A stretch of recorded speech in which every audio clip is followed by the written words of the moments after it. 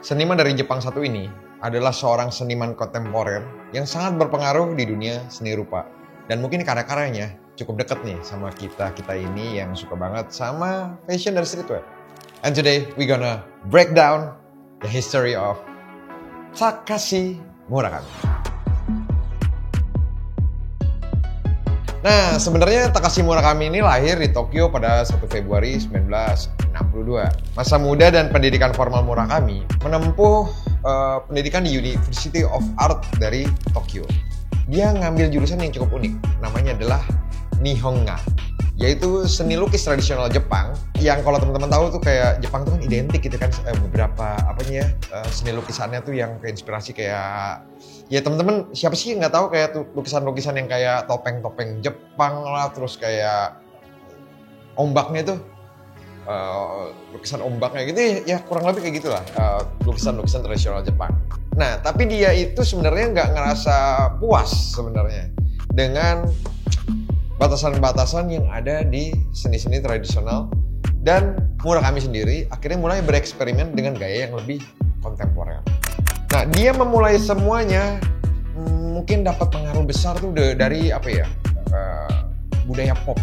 Minat pada budaya pop sendiri, dia itu milih budaya pop yang dari manga atau anime-anime Jepang, yang akhirnya sedikit banyak tuh mempengaruhi gaya seni dari Murakami. Jadi kalau teman-teman sadarin nih, waktu Murakami pertama kali bikin karya dan karyanya yang sekarang makin kelama tuh makin lama lambat laun tuh yang awalnya kelihatan sangat tradisional, mulai kontemporer, sekarang tuh benar-benar pop banget. Dan gayanya itu, stylenya itu benar-benar unik, dan kita ini yang lihat tuh kayak udah tahu pas gambar kayak gini ini pasti Murakami. Jadi mudah banget dikenalin gitu. Nah, gambar yang mudah dikenalin ini karena dia sendiri tuh dia membuat sebuah teori baru. Namanya adalah teori super flat. Jadi teori super flat ini adalah sebuah konsep yang menggambarkan estetika visual yang khas dengan budaya pop, tapi dipadukan dengan dengan objek-objek yang datar, tapi menggunakan warna-warna cerah, dan cukup banyak tuh menggunakan karakter-karakter yang unik lah, yang cute gitu loh. Kayak kalau bahasa Jepangnya kawaii. Nah, ini tuh dikit banyak tuh jadi karakter kuat dari Murakami untuk menyampaikan pesan-pesan yang lebih besar lagi tentang budaya Jepang, budaya konsumtif itulah, dan sebuah identitas dari Japanese sendiri. Nah, si Murakami ini juga mendirikan sebuah studio yang namanya adalah Kaikai Kiki, yaitu sebuah studio yang menjadi platform bagi para seniman muda Jepang untuk ngembangin karya-karya mereka.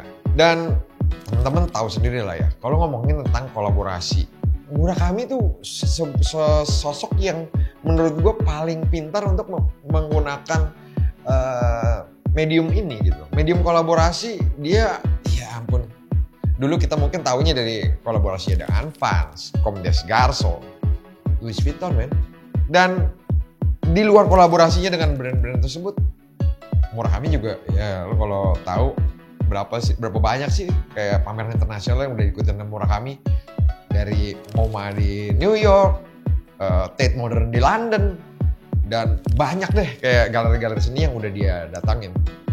Dia itu bisa dibilang sebagai jembatan antara seni tradisional dan seni-seni populer khas budaya pop.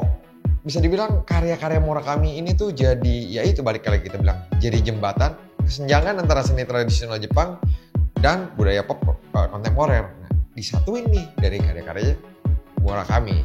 Dan kalau bisa dibilang Murakami juga pinter banget menggunakan sosial media ya. Ini kita bilang di era sosial media yang baru, Murakami tuh menurut gue adalah sosok yang pintar banget, cerdas banget menggunakan sosial media dirinya untuk memperlihatkan karya-karyanya, memperkenalkan karya-karyanya. Jadi medium ini dia gunakan benar-benar sangat ciamik.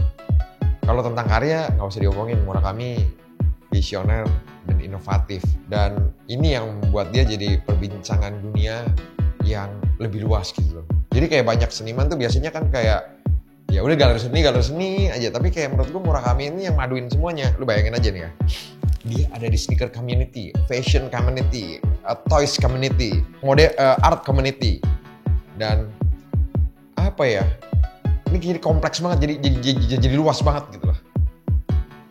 Karya-karya Murakami tuh biarpun terkesannya lucu gitu ya, tapi sebenarnya tuh punya apa ya, punya meaning yang luas, yang lebih besar gitu dibanding ya, terlihat lucu gitu loh. Contohnya deh dari karya Flowers-nya yang bunga-bunga itu loh, yang selalu senyum, khas Murakami. Sebenarnya dia pengen menggambarkan satu hal yang ada di balik itu semua. Contohnya waktu lu senyum ternyata dia menggambarkan kesedihan, satu hal yang dark. Gokil sih.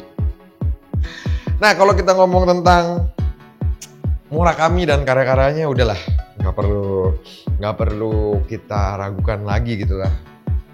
Tapi pertanyaan gue di sini adalah, apa sih yang gue nggak tahu tentang seorang Murakami?